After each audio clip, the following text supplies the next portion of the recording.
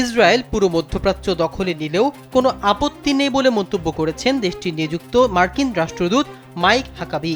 তিনি বলেন, বাইবেলে আব্রাহামের বংশধরের জন্য যে ভূমির প্রতিশ্রুতি দেওয়া হয়েছে তা ইরাকের ইউফ্রেটিস নদী থেকে মিশরের নীল নদ পর্যন্ত বিস্তৃত।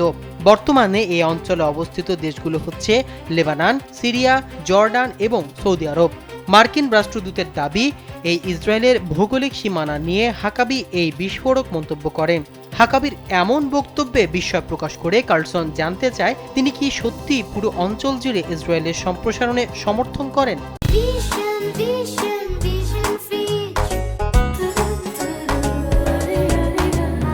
জবাবে রাষ্ট্রদূত বলেন, তারা এটি দখল করতে চায় না, তারা দখলের দাবি করছে না।